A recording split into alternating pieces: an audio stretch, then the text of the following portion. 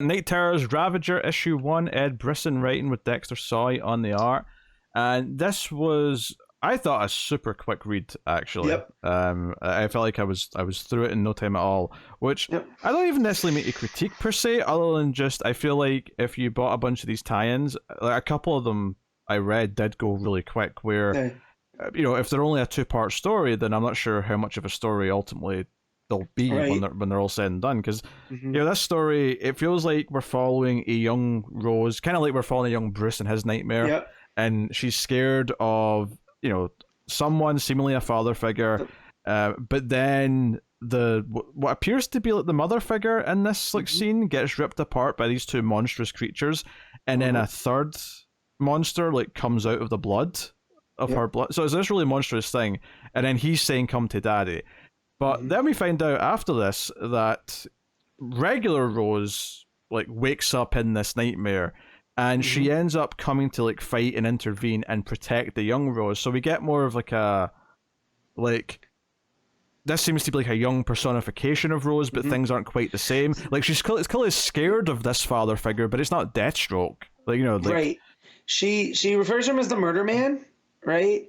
And so her name is Rose, but it's like Rose Madison or Montgomery, and it's like her foster family that she's so our Rose, our regular Rose Wilson is like, well, that's not right. I was raised in a brothel. I wasn't raised in a house.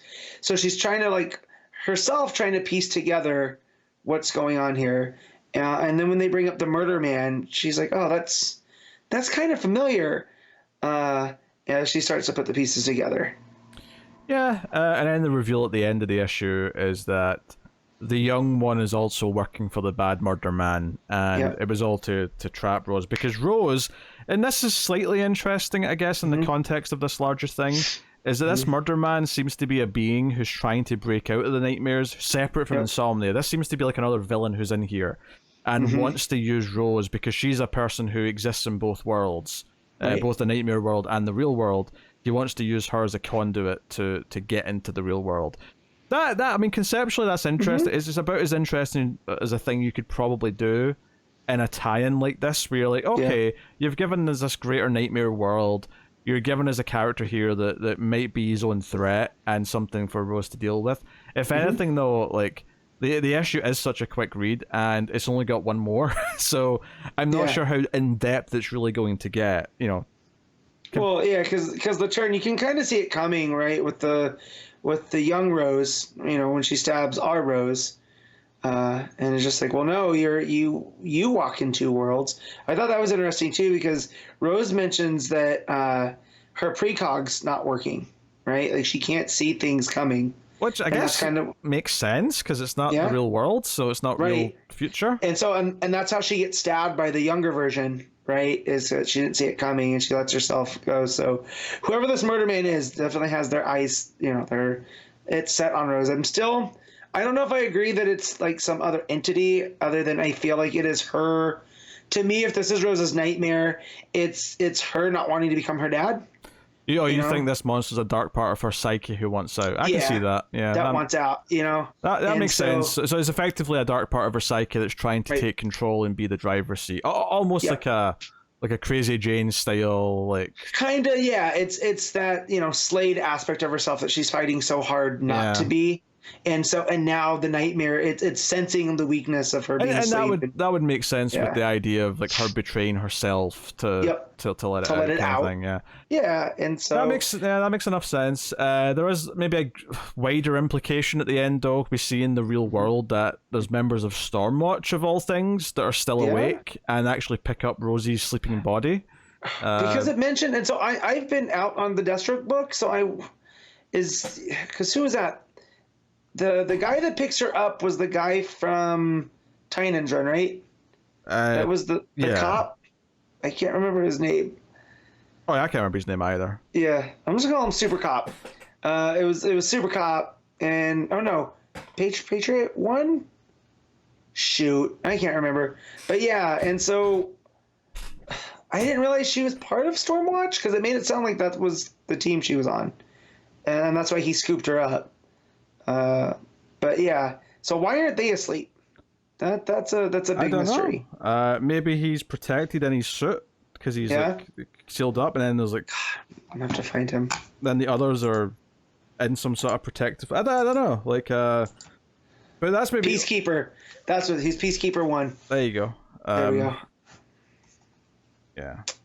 But yeah, no, I liked it. I liked this more than I thought I was going to. I mean, I read it because I had some time, and it was like the best. Rose. It was the best tie-in I read this week for sure, because you had the inner stuff with Rose, which was fun to look at. Dexter Soy's art's very good. We've not really mentioned that yet, but it's the best looking of these I think that I read. Yeah.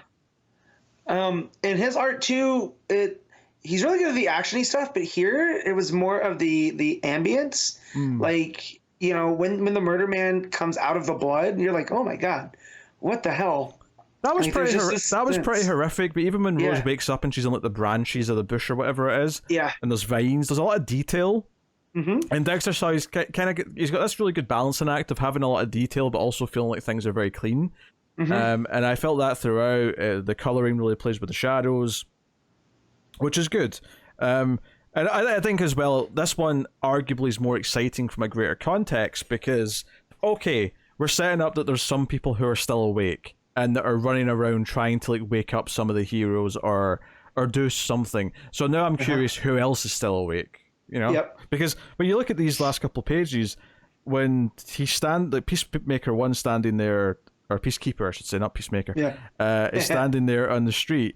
There's just like bodies, like people are just sleeping all over the road. You know, Rose is in the middle of them, but there's tons of people. So it does make you wonder, like, okay, who's immune? Why are they immune? That's an interesting, larger mystery thing to kind of like get into. So that felt like it was that almost made it worthwhile as a tie-in. I do wonder how in depth the main story of like in her nightmare is going to feel by the time we get to the end of a second part, because it is only 2. And I think that's one of the worries I had about Night Terrors as a whole, is all these tie-ins only been 2 issues. Is like it's not a lot of time to do anything substantial. No. So I'm hoping it doesn't feel fluffy. I'm hoping it all works out, and maybe it'll tie in neatly to the main book, you know, after issue 2, because issue 2 will be quite early next month. So yeah, we'll see what happens from it. Oh. But yeah, that was not bad. What are you rating this? I'll give this a 7 as well. Pretty good. Yeah, I'm happy to give it a 7. It was a quick read, but it was probably the one I enjoyed the most out of all the tie-ins.